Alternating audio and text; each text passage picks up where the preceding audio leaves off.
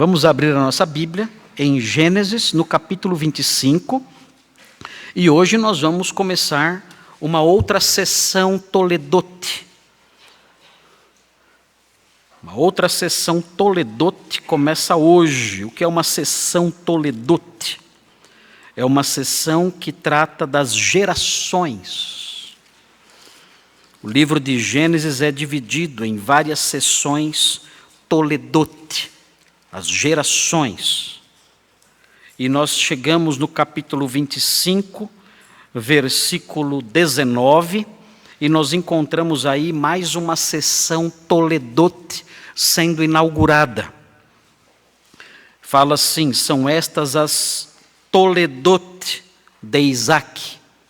Essa expressãozinha que aparece aí, essa é a palavrinha que aparece aí.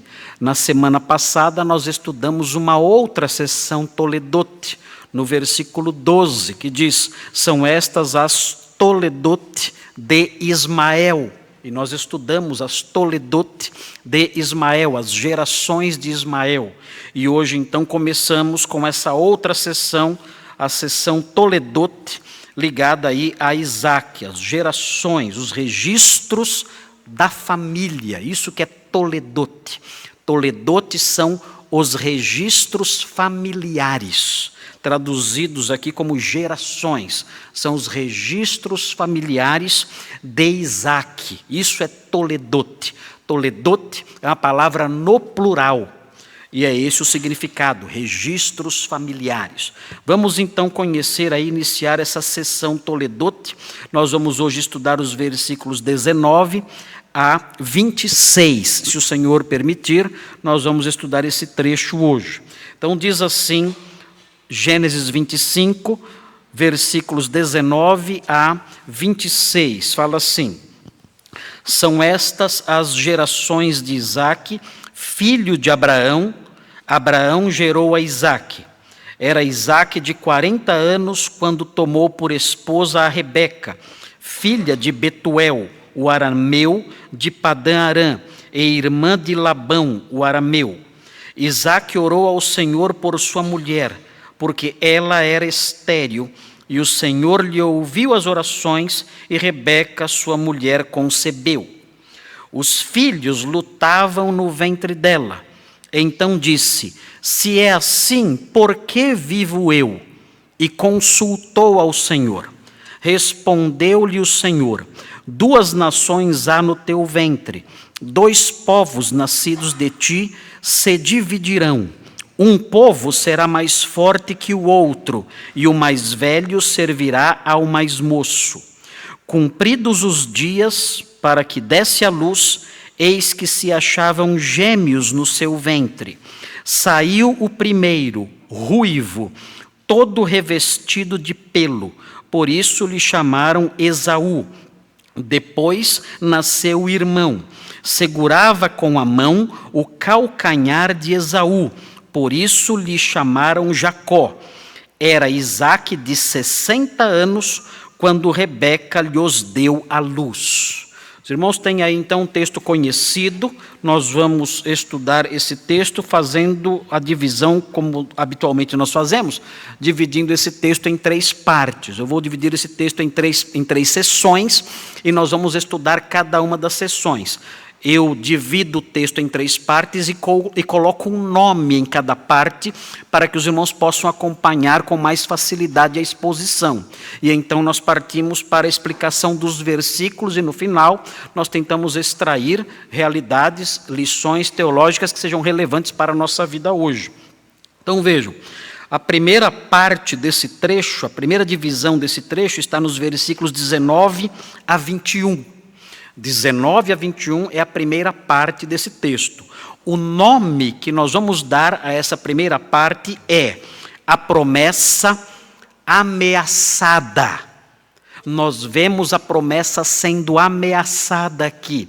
Que promessa é essa que é ameaçada?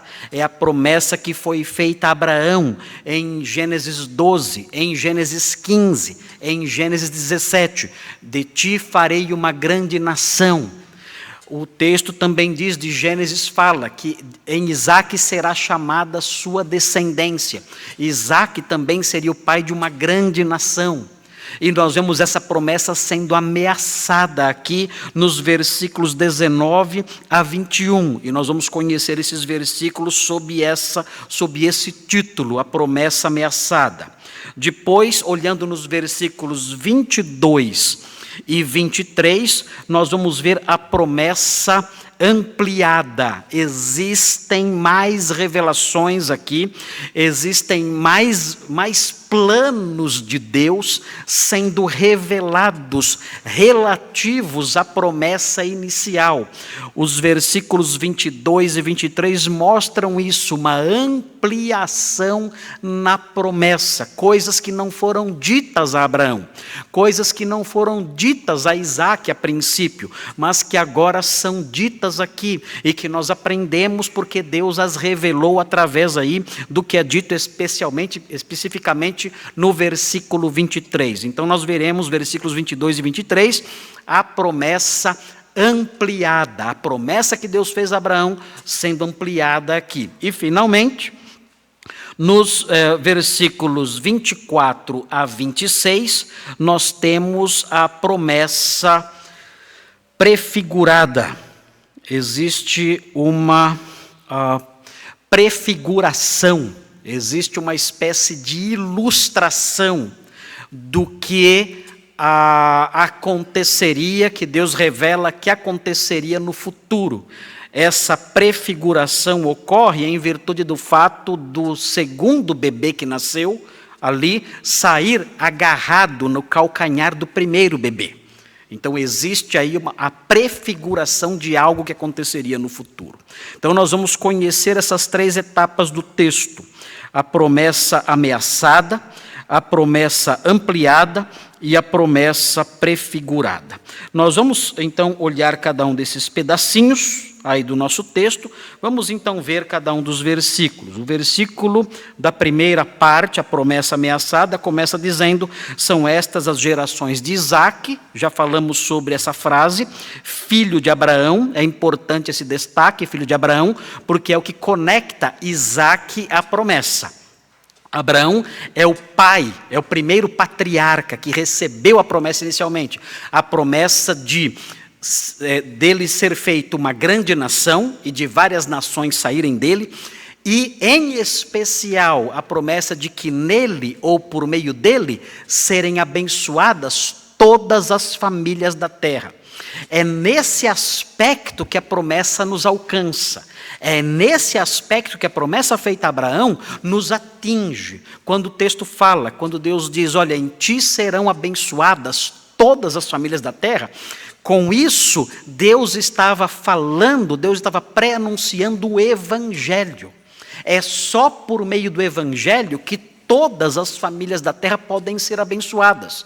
É só por meio do Evangelho que pessoas de todas as nações, que pessoas de todas as etnias, de todas as línguas, de todas as origens, podem ser abençoadas, podem ser consideradas benditas. Então, quando Deus disse a Abraão: em ti serão abençoadas todas as famílias da terra, ele tinha em mente, na mente de Deus, ainda que Abraão não entendesse isso plenamente, na mente de Deus ele tinha ali por propósito um dia trazer o Messias ao mundo, por meio de quem a salvação seria dada a todo aquele que cresce, independentemente da sua realidade étnica. Então isso é muito importante. É nesse aspecto que a história que estamos estudando nos atinge. Deus disse a Abraão: em ti serão benditas todas as famílias da terra. Um dia haverá um descendente de Abraão. Um dia haverá alguém que é da linhagem de Abraão, e por meio desse descendente, as famílias da terra poderão se tornar benditas. Essa promessa fala de Jesus, mas isso está ainda obscuro aqui nessa parte da Bíblia. A revelação é progressiva. Abraão talvez não entendesse ainda como isso seria possível, como por meio dele todas as famílias da terra seriam abençoadas. Talvez não entendesse isso, mas o Senhor tinha isso em mente. Um dia, um descendente de Abraão um descendente de Davi, um descendente de Jacó, um descendente de Isaac, consequentemente um descendente de Abraão, traria salvação ao mundo. E isso é nesse ponto, quero ressaltar, é nesse ponto que essas histórias nos atingem, estão relacionadas com a nossa vida. Irmãos, se essas coisas que lemos aqui não tivessem acontecido, nenhum de nós hoje teria esperança. Se esse texto que nós lemos aqui agora não tivesse tido lugar na história, não fosse parte aqui dos eventos ocorridos na era patriarcal, nenhum de nós seria salvo. Por uma razão muito simples. A descendência de Abraão teria sido interrompida e o Messias não veria o mundo. Mas Deus deu essa sequência. Por meio de Isaac, ele deu sequência à descendência prometida de Abraão. Depois por meio de Jacó. Depois por meio de Judá. Depois por meio de Davi. Até que viesse o Messias ao mundo. Então por isso é importante a expressãozinha filho de Abraão. Essa expressão não está aqui à toa. Essa expressão quer fazer uma forte conexão entre Isaac e a promessa. Prosseguindo, Abraão gerou Isaac, isso é uma ênfase. Abraão aparece 2 vezes, destacando que ele é o pai de Isaac. A ênfase existe aqui para isso, para destacar a promessa. Prosseguindo, era Isaac de 40 anos, quando tomou por esposa a Rebeca, filha de Betuel. Nós já conhecemos quem é Betuel, quando o servo foi procurar esposa para Isaac, já aprendemos, o arameu de Padã-Arã e irmã de Labão, o arameu. Já conhecemos Labão também, vamos conhecê-lo melhor, vamos conhecer melhor Labão quando chegarmos na época de estudarmos a história de Jacó. Jacó vai ter uma aproximação muito grande de Labão, porque ele vai se casar com 2 filhas de Labão, Jacó. E aí teremos uma história muito interessante que os irmãos vão gostar de aprender, aqueles que ainda não conhecem vão ver as aventuras de Jacó, mas isso mais para frente, as aventuras de Jacó e seu tio Labão, e nós veremos isso no tempo devido. Mas aqueles já são introduzidos na história para que nós comecemos a ter algum grau de familiaridade com eles. Vejam a sequência. Isaac orou ao Senhor por sua mulher, porque ela era estéril. Vejam a ironia da coisa. É uma ironia isso aqui. Aquele a quem Deus disse, de quem Deus disse, que daria uma descendência a Abraão, se casou com alguém que Deus apontou claramente que era a pessoa certa. Nós acompanhamos isso na história do servo. Alguém que o Senhor dirigiu de maneira precisa, mostrando com todas as evidências possíveis que era a pessoa que ele havia escolhido para se casar com Isaac. Esse alguém, essa moça, Rebeca, é estéril. Como pode isso? Não tem filhos. Pronto. A promessa está? Qual é o nome da sessão? A promessa está ameaçada. E agora? Como a promessa vai ter continuidade? Como haverá uma descendência? Como as famílias da terra serão abençoadas se Rebeca não tem filhos? É aqui que nós vemos a promessa ameaçada.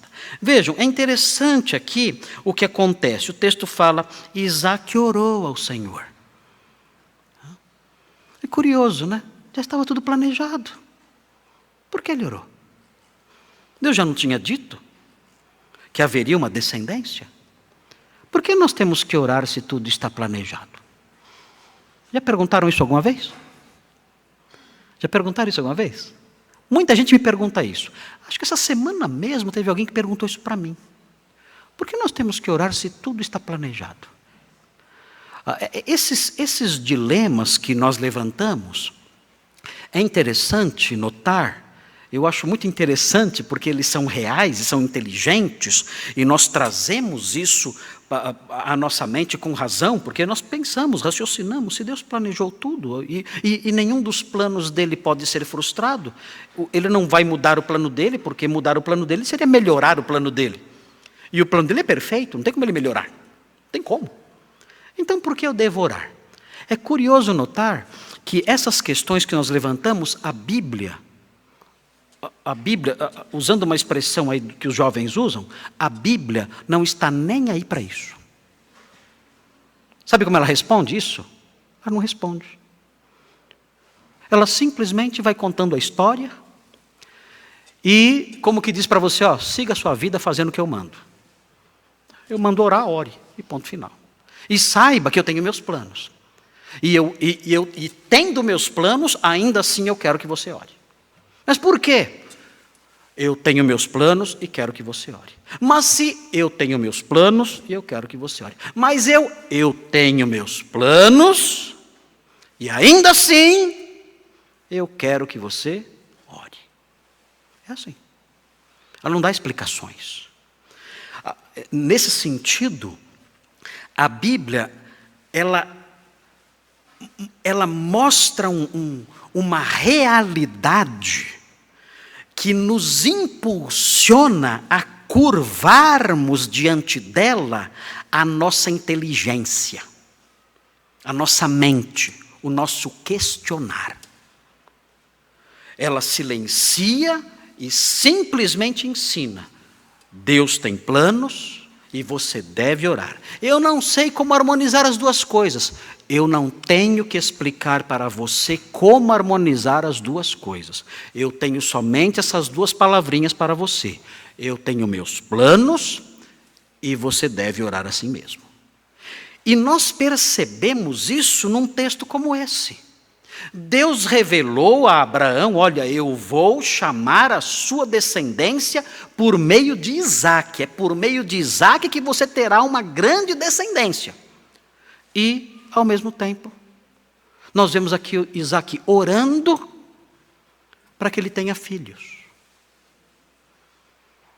Para que orar? Eu sei, Deus vai me dar uma descendência de qualquer jeito. Mas ele ora. Ele mostra aí a sua piedade, a sua descendência, a sua fidelidade, a sua fé na promessa da descendência. Ele mostra tudo isso, mas ele ora a Deus dizendo, Senhor, abençoa minha esposa para que ela tenha filhos. O Senhor prometeu que eu terei filhos, mas eu oro pedindo que o Senhor me dê filhos. Mesmo sabendo que o seu plano envolve eu ter filhos, e mesmo sabendo que esse plano vai se cumprir de qualquer jeito, mesmo assim eu peço, Senhor, faça com que eu tenha filhos aí por meio da minha esposa Rebeca. E é curioso, preste atenção, o texto diz assim, Isaque orou ao Senhor por sua mulher, porque ela era estéril, e o Senhor lhe ouviu as orações. Deus respondeu positivamente. E Rebeca, sua mulher, concebeu. Agora, notem bem.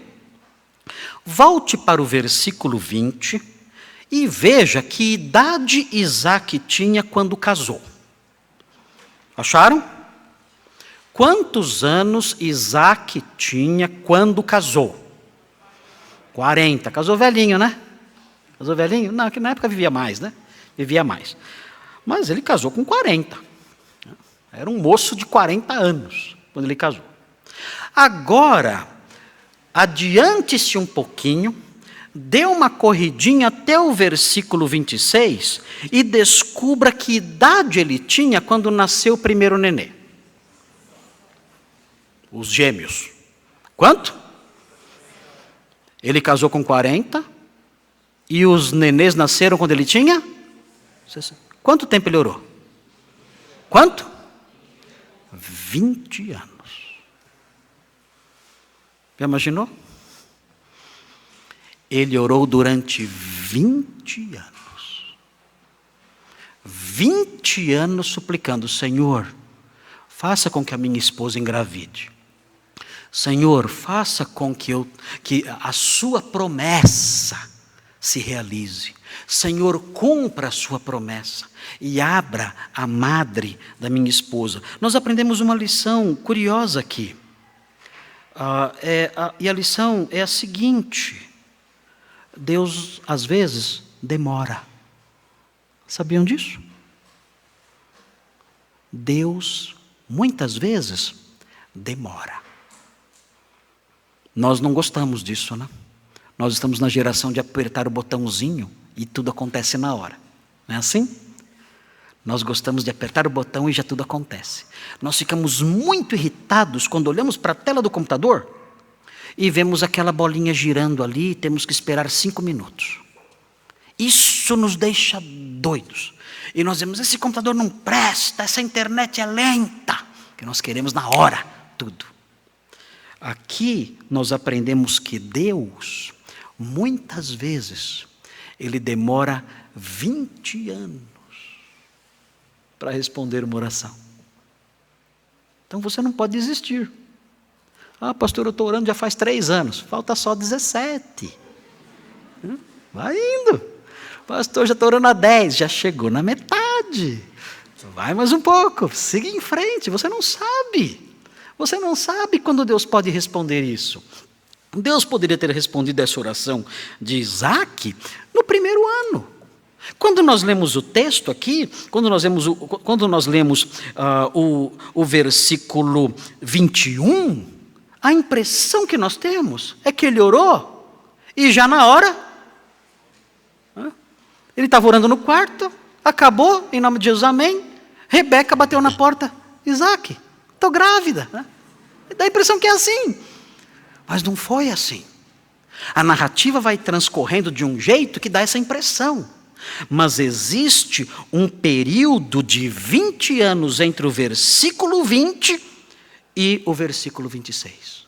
Um longo período. E Deus responde então e cumpre a sua promessa depois desse longo tempo de oração. E nós temos que aprender essas coisas. As súplicas que nós fazemos a Deus, nem sempre Ele as responde de forma imediata. Muitas vezes, Ele é lento em responder. E há uma outra lição interessante aqui. Eu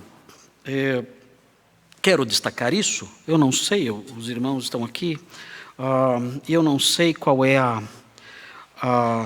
o impacto disso sobre vocês todos, e sobre as pessoas que estão nos assistindo, em casa, em outros lugares, mas existe uma verdade teológica em Gênesis que ela é repisada. Quando eu falo que ela é repisada, significa que ela é repetida, ela é enfatizada várias vezes. E essa verdade teológica que é repisada, enfatizada várias vezes, é a verdade de que Deus é o responsável pela reprodução humana. Deus é quem faz alguém ter filhos. É Deus quem age por trás disso. Nós sabemos que hoje em dia existem vários recursos científicos, vários recursos aí médicos, sabemos disso tudo. Nós conhecemos tudo, sabemos dessa realidade. Mas o livro de Gênesis, ele, em vários momentos, ele tenta engendrar na mente dos leitores essa verdade. Olha, o único capaz de fazer com que um casal tenha filhos, o único que pode fazer isso, independentemente de qualquer circunstância, é Deus. Ele pode pegar casais estéreis e fazer com que eles tenham filhos. E pode pegar casais plenamente férteis e fazer com que eles não tenham filhos. É Ele quem administra isso. E o livro de Gênesis mostra isso com bastante frequência. Deixa eu mostrar isso para os irmãos rapidinho. Vejam o capítulo 16. Vejam o capítulo 16 como essa teologia ela é embutida na história. Não é que tem lá um versículo falando, assim diz o Senhor, é Ele quem dá filhos. Não é isso. Nós vemos essa teologia embutida nas histórias. Veja, 16:2 fala assim: disse Sarai a Abrão, eis que o Senhor me tem impedido de dar à luz filhos.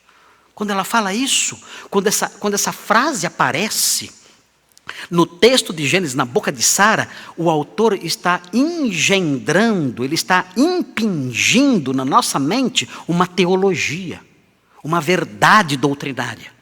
Deus é aquele quem permite ou não permite que alguém tenha filhos. Vejam no capítulo 20, 17. O livro de Gênesis vai jogando essas verdades ao longo da narrativa, ao longo da história. Vejam o 20:17. E orando Abraão, sarou Deus Abimeleque, sua mulher e suas servas, de sorte que elas pudessem ter filhos.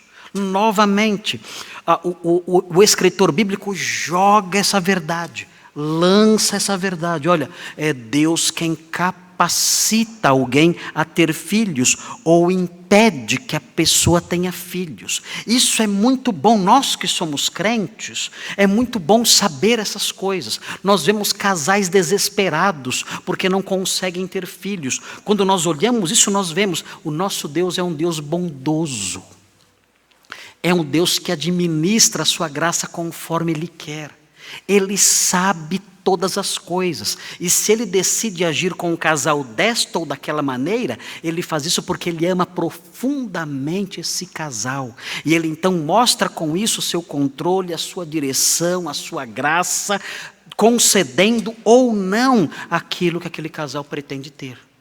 Vejam na sequência o capítulo 29, ainda não chegamos no 29. Mas vejam o capítulo 29, mais uma vez você vê o autor de Gênesis jogando essa verdade teológica. Isso deve apaziguar o coração dos casais, isso deve afastar revoltas, tristezas, frustrações. Os casais crentes devem assimilar essas coisas, os casais crentes que querem ter filhos e não podem ter, eles devem assimilar essas coisas com serenidade no coração, sabendo é o Senhor quem cuida de nós. Veja 29:32, veja o que diz 29:32.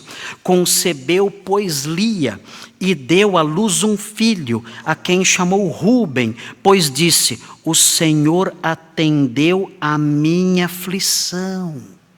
Quem foi que fez com que eu engravidasse? Lia falou. O Senhor atendeu a minha aflição. Ele fez com que eu engravidasse. Veja o capítulo 30, versículo 2. Veja como começa. Veja o versículo 1. Vendo Raquel que não dava filhos a Jacó, teve ciúmes de sua irmã e disse a Jacó, dá-me filhos, senão morrerei. Nós vemos aqui Raquel brava, dizendo, dá-me filhos, senão morrerei. Exagerou, né? Pegou pesado aqui, não pegou? Estava brava, porque ela via que sua irmã tinha filhos, e ela não. Vejam a resposta de Jacó, mais uma vez o narrador, mais uma vez Moisés quer lançar uma verdade teológica, é repisar essa verdade. Ele diz, então Jacó se irou contra Raquel e disse, acaso estou eu em lugar de Deus, que ao teu ventre impediu frutificar? Deus é quem abre a madre ou fecha. E essa verdade, ela está espalhada em Gênesis. E nós descobrimos isso aqui no texto que está diante de nós no capítulo 25. É mais uma vez, no capítulo 25, é mais uma ocasião em que Deus ensina essa verdade para nós. Nós conhecemos aqui em nossa igreja casais que sofreram porque não puderam ter filhos. Há casais entre nós, os irmãos conhecem, casais queridos, amados, que tentaram ter filhos e não puderam. Não sabemos o futuro, os jovenzinhos da nossa igreja, o que vai acontecer, nós não sabemos. E essa experiência é uma experiência bastante comum. Essa experiência é uma experiência que se repete na realidade de muitas pessoas. Há casais jovens aqui que ainda não tentaram ter filhos e pode acontecer. Pode acontecer de não conseguirem ter filhos, isso pode acontecer, nós não sabemos. Mas quando nós olhamos para a teologia esparsa no livro de Gênesis, o que isso faz conosco? O nosso coração se tranquiliza. Meu Deus, o Senhor é o dono de tudo.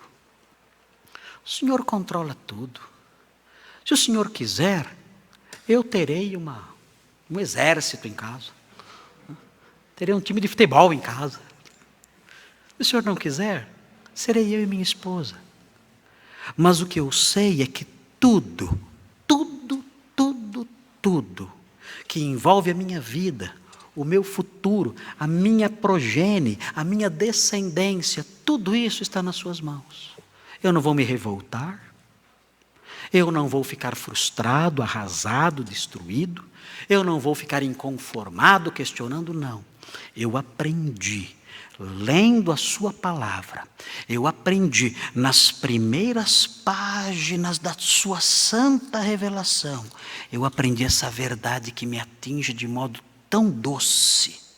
Eu sei que é o Senhor quem administra essas coisas, e eu te louvo por isso, porque o Senhor diz sim e porque o Senhor diz não.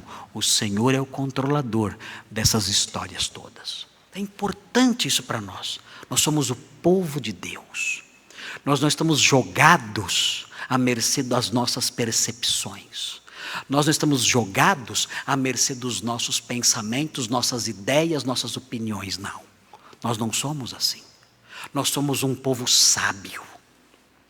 Nós somos um povo privilegiado. Nós somos um povo rico.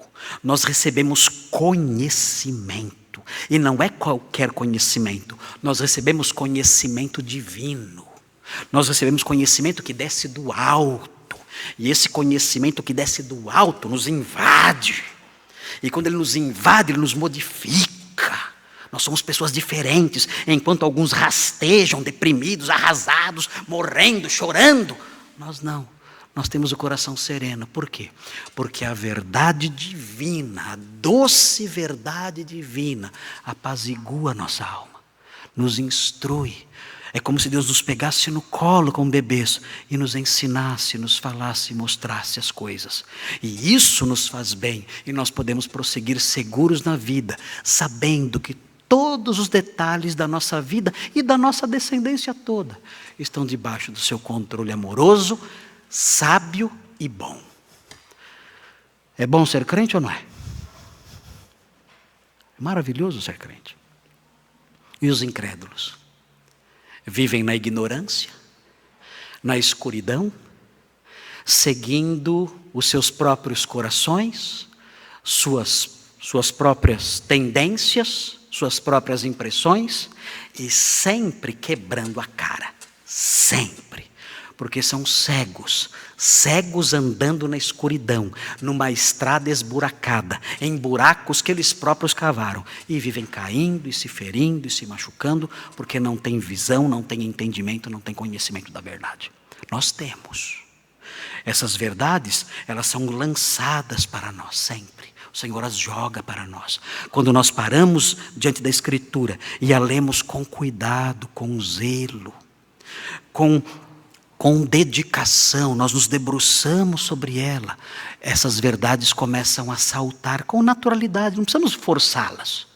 Elas saltam com naturalidade para dentro de nós, diante dos nossos olhos, estão aqui. Não precisamos cavocar, elas estão aqui. Não precisamos fazer muito esforço hermenêutico para arrancá-las daqui, não, elas estão aqui, estão bem na superfície, estão aqui, à flor da terra aqui.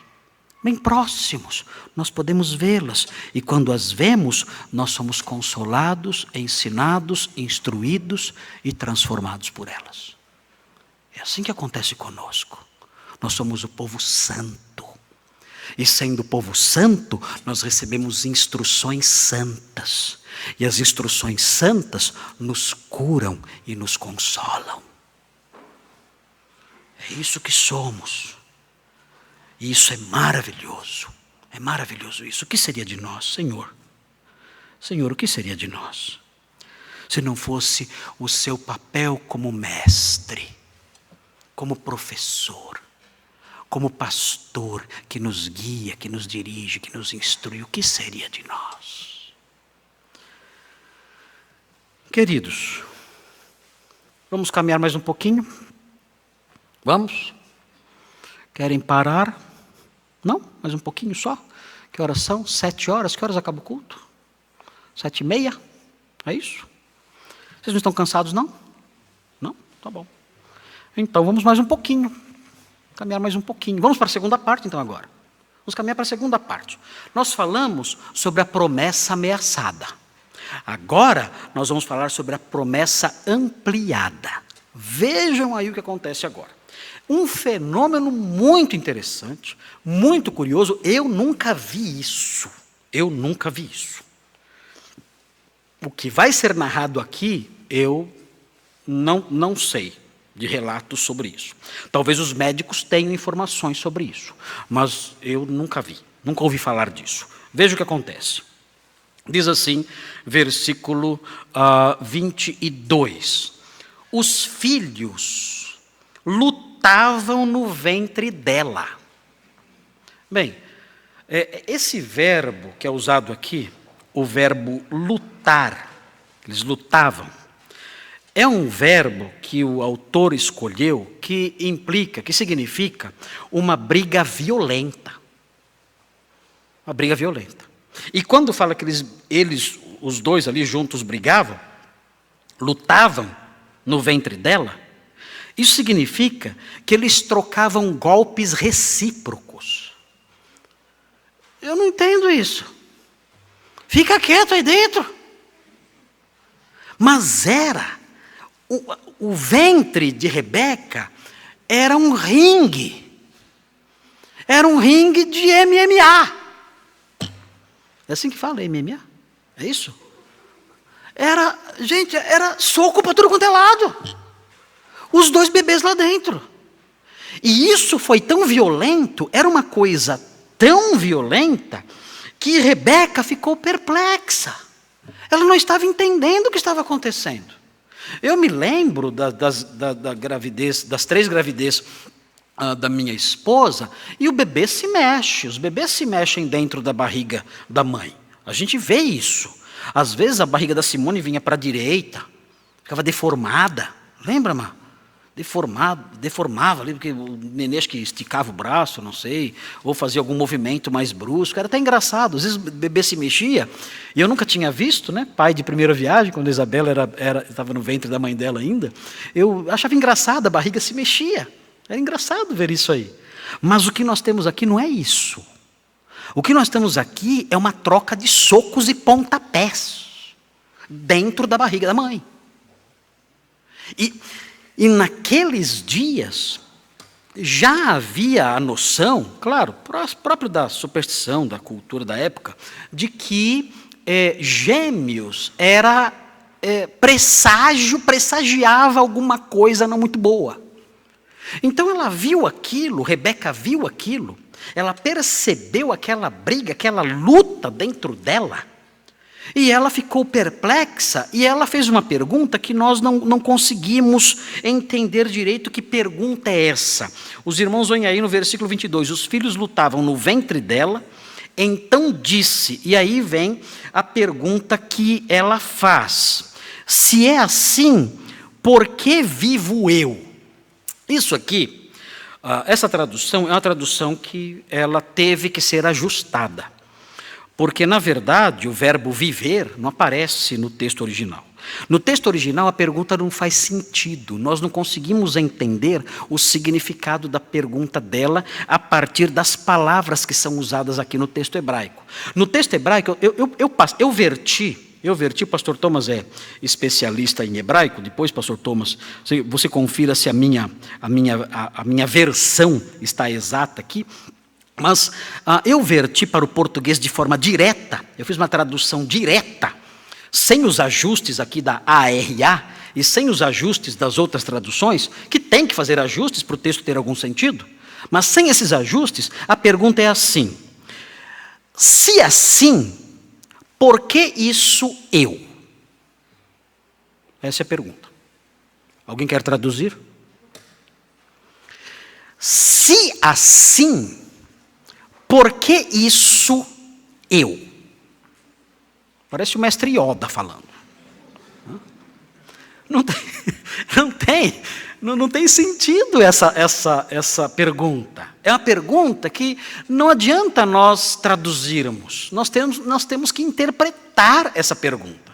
Não dá para traduzir. Só traduzir não ajuda em nada. Nós temos que pegar o sentido disso implícito no contexto.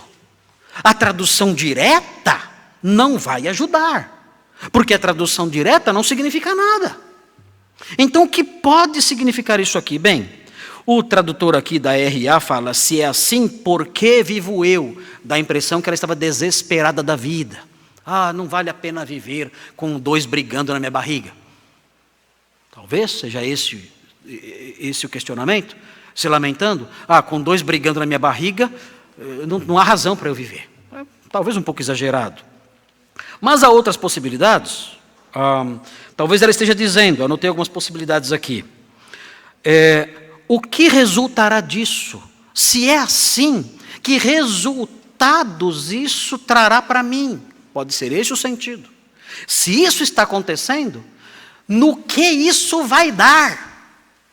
Pode ser esse o questionamento dela. Talvez a melhor tradução talvez seja essa. Se isso está acontecendo, se é assim, no que isso vai dar? Agora, no que isso vai dar, aqui no caso, como tem a palavra anoqui, que é um eu enfático, no que isso vai dar seria no que isso vai dar para mim. Que consequências esse quebra-pau intrauterino vai trazer para mim? Eu não estou entendendo isso aqui. Como isso aqui vai acabar para mim? Que consequências eu vou colher disso? Talvez ela esteja pensando na gravidez em si, ou no que aquilo significaria para o futuro. Se esses 2 estão brigando agora, como é que vai ser no futuro? E como é que eu vou lidar com isso? Que consequências essa briga entre esses 2 vai trazer para mim amanhã? Pode ser isso que ele esteja perguntando, e parece que essa pergunta faz mais sentido do que por que vivo eu. Se isso está acontecendo, o que vai acontecer amanhã? E o que vai, aí usando a linguagem dos corintianos, o que vai sobrar para mim desse problema? O que vai sobrar para mim? Corintiano seria para nós. Né? Essa é a pergunta aqui. E ela então, o texto diz que ela consultou ao Senhor. Não sabemos como ela fez isso. Como alguém consultava a Deus no Antigo Testamento? Quando nós olhamos para outras partes posteriores do Antigo Testamento, né, não Novo, no Antigo Testamento, nós percebemos que esse verbo consultar ao Senhor envolvia procurar um homem de Deus, um sacerdote, um profeta, alguém que teria ali uma revelação de Deus. A pessoa que quer consultar ao Senhor, ela procurava um profeta. Olha, eu quero achar um profeta que possa consultar ao Senhor por mim. Olha, consulte ao Senhor por meio desse profeta. Nós vemos isso no Antigo Testamento. Mas aqui nós não vemos isso. Pode ser que ela tenha consultado, por exemplo, Melquisedeque, se Melquisedeque ainda estivesse vivo, ou os sucessores de Melquisedeque. Ele era sacerdote do Deus Altíssimo. Pode ser, o texto não fala. Outro fator interessante, na era patriarcal, os patriarcas realizavam funções proféticas e sacerdotais. Abraão era profeta. Nós aprendemos que Jó, que viveu na era patriarcal, realizava sacrifícios em prol dos seus filhos. Ou seja, ele realizava tarefas sacerdotais na era patriarcal. Jó é da era patriarcal. E pode ser que Rebeca, então, tenha consultado a Deus por meio de Isaque.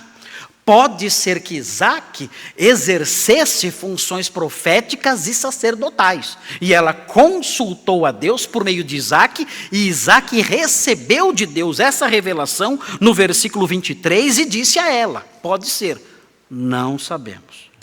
Pode ser também que ela tenha buscado diretamente ao Senhor. Me parece que isso é mais natural aqui. Ela consultou diretamente ao Senhor, e o Senhor falou com ela. Como? Foi num sonho, uma visão? Não sabemos, o texto não fala. Mas quando Deus fala, é interessante notar aqui, quando Deus fala, Ele acrescenta algumas coisas, Ele acrescenta algo mais às informações acerca da promessa que Ele havia dado anteriormente. Ele prometeu a Abraão que ele seria pai de uma grande nação, que Isaac seria chamado a sua descendência, mas agora vem informações adicionais sobre a história da redenção da humanidade.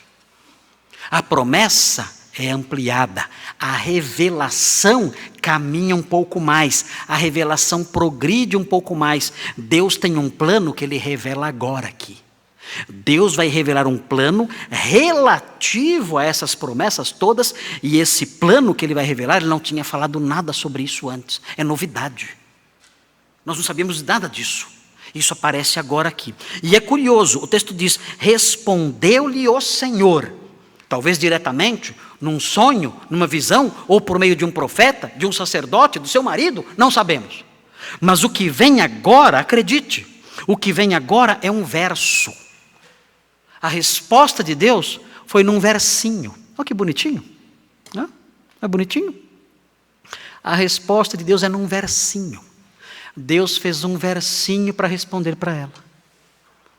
É muito lindo ver a profecia bíblica.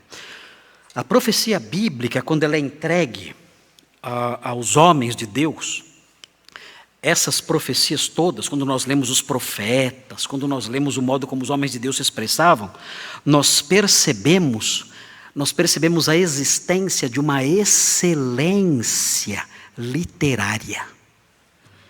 As profecias eram assim, mostravam excelência literária, beleza, arte. É assim a profecia de Deus. As profecias de Deus mostram paralelismos, formas de construção gramatical que são verdadeiras obras de arte no campo da literatura.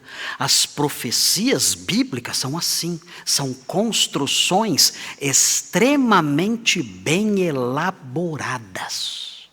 E essas construções extremamente bem elaboradas, bonitas, poéticas, bem construídas, artísticas, mostram como Deus é. Deus é assim. Deus não é de baderna, de bagunça e desordem, feiura, não.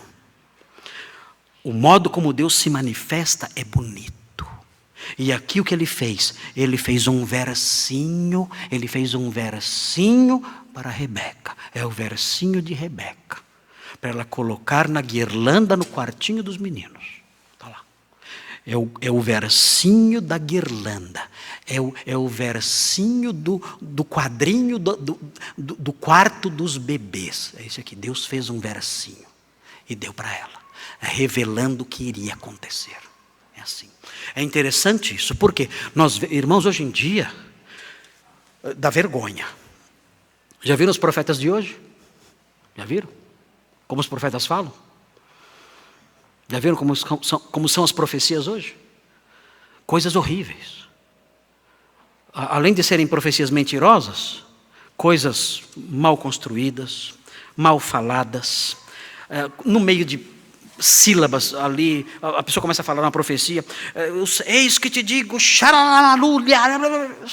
que é isso? E começa a falar palavras desconexas, sem sentido nenhum, depois fala uma bobagem qualquer, e coisas desse tipo, eis que te digo, o Senhor é contigo, e começa a falar essas coisas sem lógica nenhuma, e diz que isso é revelação de Deus. Essas pessoas não têm a menor noção de como Deus se revela. Essas pessoas não têm a menor noção de como Deus se revelava no passado por meio de seus profetas. A profecia bíblica era linda, era uma construção poética, É uma construção artística, bem feita. E é isso que nós vemos aqui. Nós vemos aqui, então, Rebeca recebendo essa revelação de Deus na construção desse verso. E vejam o que diz o verso. O verso diz assim: 2 nações há no teu ventre, 2 povos nascidos de ti se dividirão. Aqui nós temos a primeira parte de um paralelismo. O paralelismo, na poesia hebraica, aqui no caso é um paralelismo direto, a primeira linha e a segunda linha. A primeira linha enuncia uma verdade, a segunda linha repete essa verdade e amplia. Então você vê, 2 nações há no teu ventre, 2 povos nascidos de ti. É uma repetição. É uma repetição da mesma coisa que foi dita na primeira linha. Só que há uma ampliação. Se dividirão. Percebem? A primeira linha, 2 nações há no teu ventre. Essa é uma verdade. Ele vai repetir essa verdade. Porque é um paralelismo. A segunda linha repete o que foi dito na primeira. Só que há uma ampliação. É um paralelismo direto com uma ampliação. 2 nações há no teu ventre. 2 povos nascidos de ti se dividirão. Aqui é ampliação. Eles vão se dividir. Olha, Rebeca, tem 2 nações aí dentro. Quais eram as 2 nações? Não sabemos. Primeira nação, Israel. Israel está aí dentro. E a segunda nação? Edom. Edom, os descendentes de Esaú. Os edomitas. São os 2 povos que estavam lá dentro. Edom e Israel. E vejam, na segunda linha há um acréscimo. Esses 2 povos se dividirão. Vai haver um afastamento entre eles. Eles não vão ficar juntos. No livro de Gênesis, outra coisa que aparece em Gênesis, uma lição presente em Gênesis, que talvez seja bom nós aprendermos.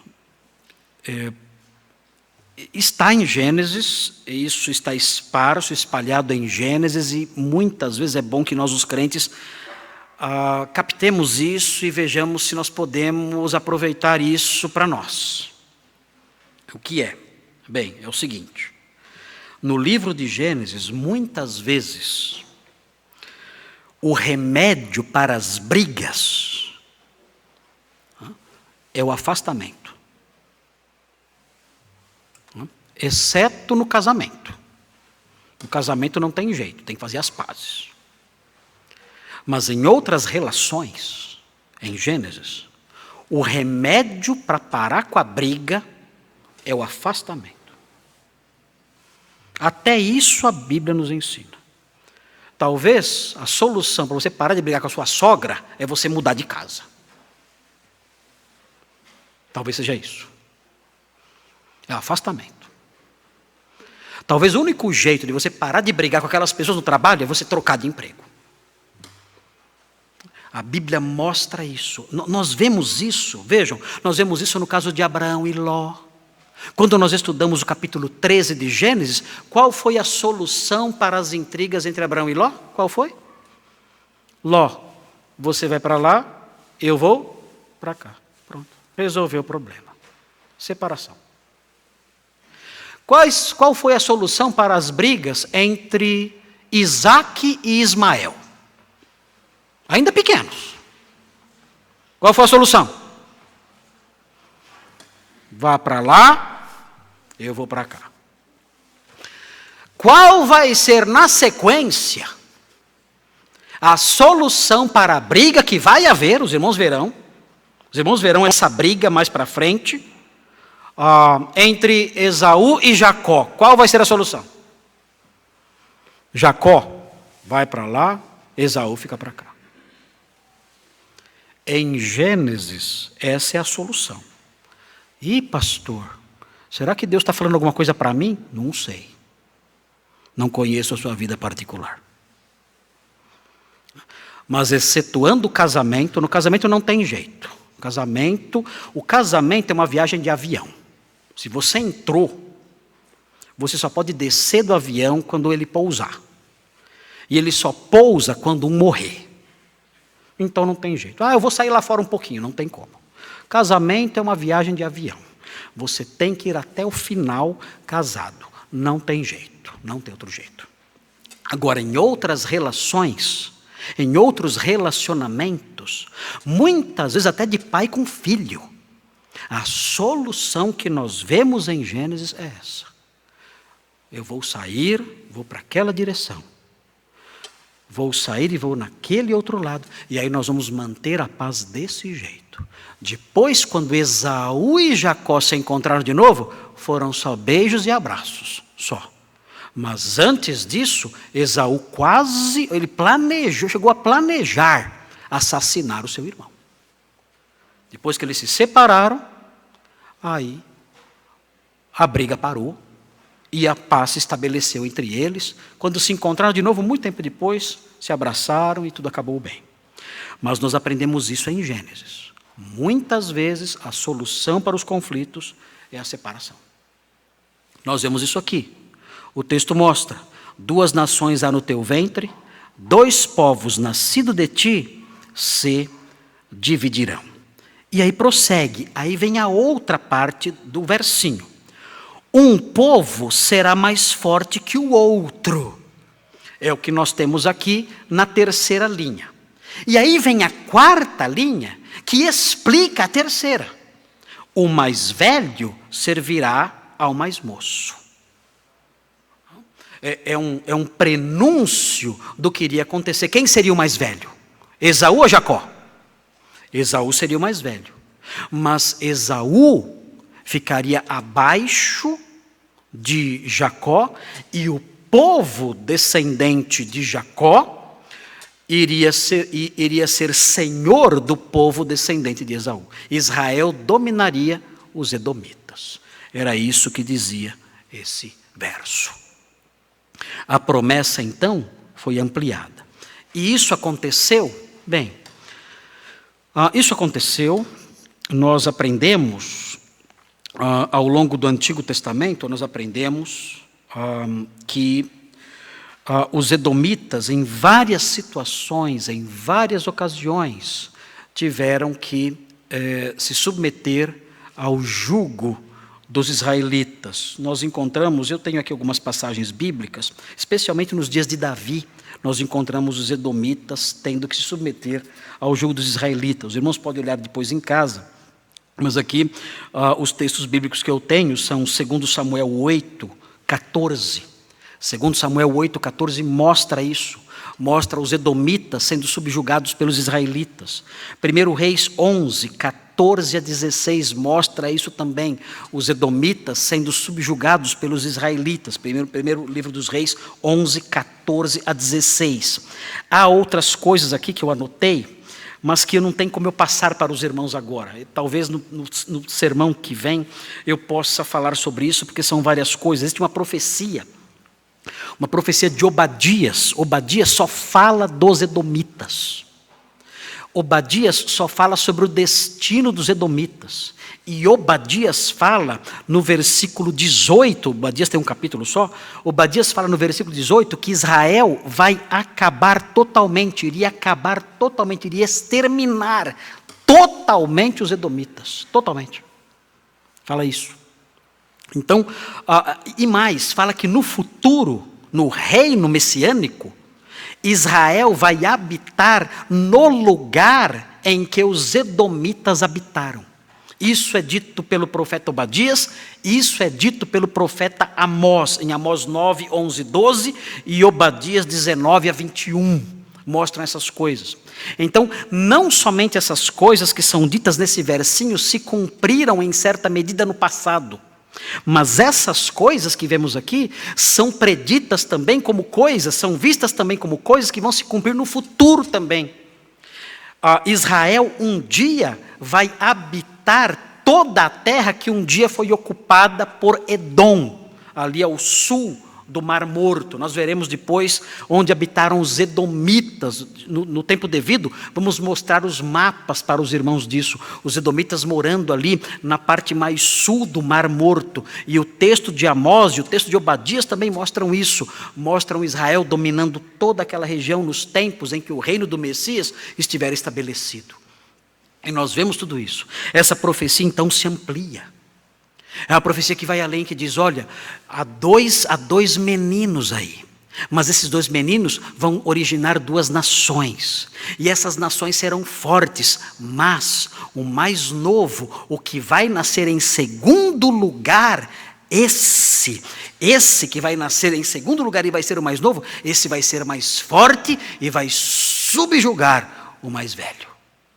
E quando nós olhamos para essas profecias de Obadias, de Amós, nós vemos que isso vai tomar ainda uma força maior. Vemos que essa profecia que é mencionada aqui, essa profecia terá um cumprimento ainda mais completo quando o Senhor Jesus estiver reinando sobre este mundo. Essa profecia se relaciona também com o reino do Messias, que um dia se estabelecerá aqui. Então, é uma promessa que se amplia. A promessa que se ampliou. E o texto termina. Nós chegamos nos versículos 24 a 26. E o texto diz assim: cumpridos os dias para que desse à luz, eis que se achavam gêmeos no seu ventre. Saiu primeiro, ruivo, e todo revestido de pelo. Por isso lhe chamaram Esaú. Aqui, notem bem, o texto não está depreciando a aparência do neném. Não está fazendo isso. Não é objetivo do autor depreciar a aparência do neném. A gente olha e fala, ruivo, todo coberto de pelo, parece um bicho, e dá a impressão que era um bebê feio. Mas não é esse o objetivo do autor aqui. Quando o texto fala que ele era ruivo, ele era vermelho, né? Era ruivo. Na Bíblia, as pessoas ruivas são consideradas pessoas bonitas. Davi, lembra de Davi? Davi era ruivo e de boa aparência. Então, as pessoas ruivas na Bíblia são bonitas. Eu acho quem tem cabelo preto muito mais bonito. Né? Mas, na Bíblia, ruivo é bonito. E mais, na Bíblia, pessoas com muitos cabelos também são considerados bonitos. Pessoas com muitos cabelos. Pastor Thomas, desculpe, né? Mas é bíblico, né? Como diria o Haddad, né? É bíblico. Então, não tem jeito. Lamento muito ter que te informar isso, né? Mas Deus fala para você, a minha graça te basta. Tá bom? E é só isso e ponto final. Só a graça e nada além disso. Mas na Bíblia, quando vai falar sobre a beleza de Absalão, por exemplo, fala que ele tinha uma bela cabeleira. Era bonita, muito cabelo. Então, a pessoa com muito cabelo e ruiva era considerada bonita. O problema é que aqui esse bebê, a palavra que aparece aqui, quando fala revestido de pelo, é como se ele tivesse um manto de pelos. Esse garoto, esse neném, era realmente muito peludo. Era um urso, esse molequinho. Era muito cabeludo. E continuou assim. Continuou assim. Porque quando Jacó teve que enganar seu pai, ele teve que colocar pelos em cima dos braços para que o pai tocasse e visse realmente, ele é meu filho, olha como ele é peludo. Ele era muito peludo. Era um macaquinho. Um macaquinho vermelho. Esse aqui. Esse menino. E deram um nome para ele, deram o nome de Esaú, porque a palavra sair significa cabeludo. Aí fizeram um joguinho de palavras, Esaú com a palavra sair. E ele, é curioso também, ele morou na montanha de Seir, que também tem essa ideia de cabeludo. De acordo com o capítulo 36, fala que ele habitou em Seir. É curioso. O fato dele ser ruivo, o fato dele ser vermelho, também deu origem ao nome dos seus descendentes. Porque a palavra vermelho, Adão, deu origem ao nome Edom. Aí os edomitas, porque eram descendentes de alguém vermelho.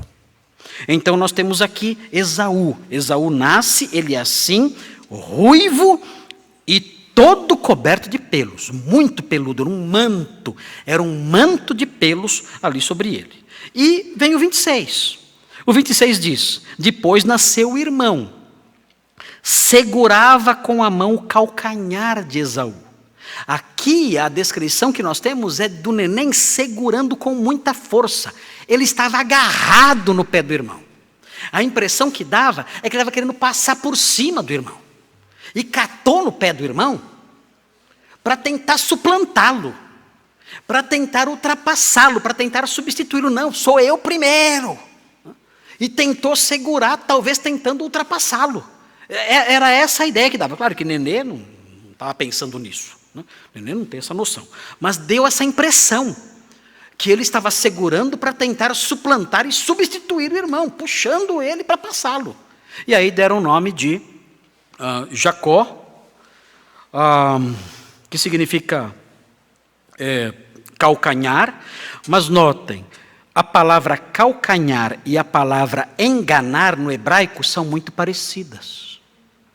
Então ele ficou com um nome de sentido duplo. Ele ficou com um nome que lembrava calcanhar e ficou com um nome que lembrava enganar. Quando ele enganou Esaú, Esaú disse no capítulo 27, Esaú disse: não é à toa que ele se chama Jacó, porque ele já me enganou 2 vezes. Ele é um enganador. Porque o nome Jacó sugeria isso, calcanhar e enganar. E aí o texto diz: por isso chamaram Jacó. E termina dizendo: era Isaque de 60 anos, quando Rebeca lhes deu a luz. E aqui então nós vemos, nesse finalzinho, a terceira parte, nós vemos a promessa prefigurada. Israel suplantaria Edom. É uma figura disso. Israel, a princípio, viria em segundo lugar. Mas o povo de Israel suplantaria Edom. E o povo de Israel seria um povo grandioso. E essa realidade do povo de Israel sendo um povo grandioso, sob o governo de um rei adorável, isso foi dito pelos profetas também, como eu mencionei, profeta Obadias, profeta Amós, falando do Senhor reinando sobre aquele povo e dominando toda a terra. Aqui nesse texto nós vemos essa promessa sendo prefigurada. E aí o texto termina. Muito bem, o que nós podemos aprender dessa história, desse trecho de Gênesis 25, de 19 a 26. Bem, nós vemos aqui o controle de Deus sobre a história. Há várias liçõezinhas esparsas que eu já destaquei para os irmãos aí, as coisas todas que podemos extrair relacionadas aí à nossa vida, algumas delas. Mas, quando o apóstolo Paulo leu esse texto, ele tirou uma outra lição. O apóstolo Paulo leu esse texto e reproduziu essas verdades no capítulo 9 de Romanos. O capítulo 9 de Romanos, ele menciona esse texto e ele aponta uma verdade que eu quero apontar para os irmãos antes de nós sairmos. Nós já estamos terminando. Veja o que ele fala sobre esse texto em Romanos 9, versículos 10 a 16. Romanos 9, de 10 a 16. E aí nós terminamos. O que ele vê aqui? Paulo leu esse texto. Um dia, o apóstolo Paulo estudou Gênesis 25, os versículos 19 a 26. Ele leu também, como nós lemos hoje. Ele estudou também, como nós estudamos hoje.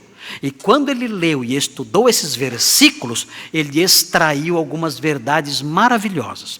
E veja o que ele extraiu desses versículos aqui em Romanos 9, 10 a 16. Fala assim: e não somente ela, Sara, mas também Rebeca, ao conceber de um só, Isaque, nosso pai, Romanos 9:10, e ainda não eram os gêmeos nascidos, nem tinham praticado bem ou mal, para que o propósito de Deus quanto à eleição prevalecesse, não por obras, mas por aquele que chama. já fora dito a ela: o mais velho será servo do mais moço. Como está escrito: amei Jacó, porém me aborreci de Esaú. O que Paulo destaca aqui? Paulo destaca o seguinte: olha, quando Deus estava escolhendo graciosamente os herdeiros da promessa, Ele não levou em conta as obras futuras da pessoa. Ele não fez isso. A sua escolha foi absolutamente gratuita. Se ele escolhesse a pessoa com base nas obras que a pessoa iria fazer, a escolha seria uma retribuição. Não seria graça. Seria uma retribuição. Eu estou vendo que Jacó vai ser bonzinho. Não foi. Mas estou vendo que Jacó vai ser bonzinho. Eu vou escolhê-lo. Estou vendo que Esaú vai ser ruim. Eu não vou escolhê-lo. Não foi assim. Quando Deus administrou sua graça, quando Ele disse: eu vou escolher os herdeiros da promessa, Ele não levou em conta as obras que a pessoa faria no futuro. O apóstolo Paulo fala: não eram eles nem mesmo nascidos, nem tinham praticado bem ou mal, porque ele escolheu, ele já revela a sua escolha aqui nessa fase. E o texto deixa claro: para que o propósito de Deus quanto à eleição prevalecesse, não por obras. Deus escolheu não com base nas obras, mas por aquele que chama. Deus escolheu com base no seu próprio amor, na sua própria soberania, na sua própria autoridade de administrar sua graça como Ele quer. Então, o apóstolo Paulo descobriu essa verdade. Quando ele leu Gênesis 25, ele descobriu isso. Deus, quando escolheu administrar sua graça a alguém, Ele não levou em conta o que a pessoa faria ou o que a pessoa tinha feito. Não levou isso em conta. A sua graça foi realmente gratuita, não foi retributiva, foi gratuita. E mais, vejam o que mais Paulo diz na sequência, versículo 14. Que diremos, pois? A injustiça da parte de Deus ao fazer isso? O que vocês acham? Muitos dirão sim, não é? No meio evangélico brasileiro, a grande maioria vai dizer sim, há injustiça. Há injustiça. Se ele escolheu um e escolheu outro, sem levar em conta obra nenhuma, sem mérito nem neste nem naquele, então há injustiça. Resposta de Paulo: de modo nenhum. Pois ele diz a Moisés: terei misericórdia de quem me aprouver ter misericórdia, e compadecer-me-ei de quem me aprouver ter compaixão. Assim, pois, não depende de quem quer ou de quem corre, mas de usar Deus a sua misericórdia. Então, o que Paulo aprendeu com esse texto que nós estudamos hoje? Ele aprendeu duas lições. Primeiro, quando Deus escolheu os herdeiros da promessa, Ele não levou em conta as obras desses herdeiros. Meus irmãos, como eu agradeço a Deus por isso. Porque se Deus fosse me escolher com base nas obras que Ele viu em mim, meus irmãos, eu seria o último a ser escolhido. E você? O que você acha de você? Se Deus fosse olhar para as suas obras, Ele te escolheria com base nisso? Se você disser, Ele me escolheria, você não entendeu o que é o pecado. Você ainda confia na sua justiça própria. Todo crente, quando lê isso, fala: Senhor, obrigado, porque a sua escolha não foi com base nas obras. Muito obrigado, porque se fosse, eu jamais seria escolhido. Jamais. Nunca. Eu me considero muitas vezes, vou fazer uma confissão aqui para vocês. Só estamos nós aqui. Só nós aqui. Desligue a transmissão. Mas eu vou falar agora para vocês, mas eu vou falar sem demagogia. Sem demagogia. Eu me sinto muitas vezes o pior pecador do mundo. O pior. Isso é muito real no meu coração. Eu sinto isso muito forte dentro de mim. Às vezes a Simone tem que me consolar. Às vezes a Simone me consola. Eu já cheguei a chorar por causa disso. Eu me considero o pior pecador da terra. Quando eu olho para mim, falo, Senhor, como eu posso ser tão mau? Como eu pude fazer isso? Como eu pude agir desse modo? Como eu fui capaz disso? Como? E aí eu vejo um texto como esse. Sabendo, descobrindo que a graça de Deus é dada não por causa das nossas obras, mas de acordo com aquele que chama, com a graça daquele que chama. E é isso que nos consola. O apóstolo Paulo sofria com esses mesmos sentimentos. Eu persegui a igreja de Deus. Eu não sou digno sequer de ser chamado apóstolo. Eu persegui o povo santo, ele se torturava com isso. Como eu fui mau, como eu fui perverso, como eu pude fazer isso. Mas Deus estendeu a sua graça ao pior dos pecadores e me salvou. Quando nós olhamos então essas verdades que emanam desse texto, isso nos consola.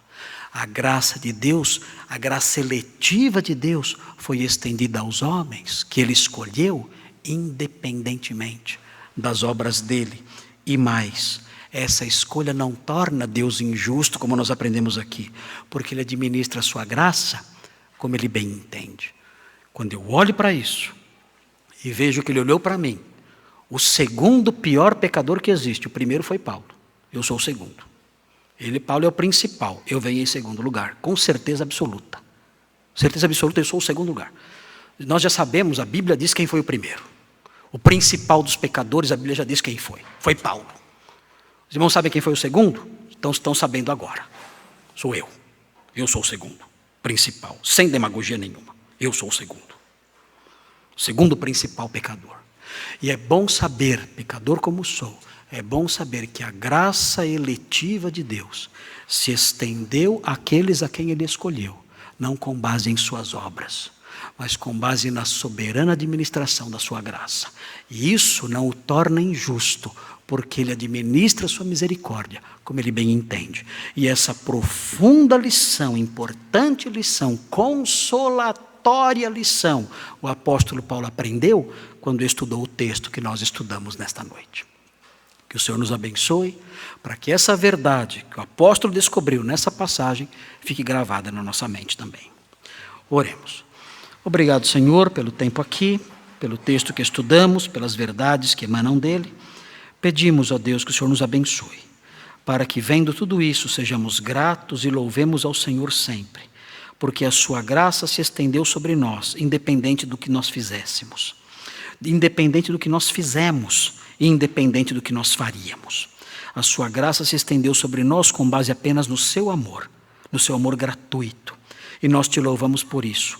E te louvamos porque isso não torna o Senhor injusto, mas torna o Senhor apenas um Deus infinitamente misericordioso. Muito obrigado por essas verdades, muito obrigado por esse texto tão rico e muito obrigado pelo que pudemos aprender nesta noite. Em nome de Jesus agradecemos. Amém.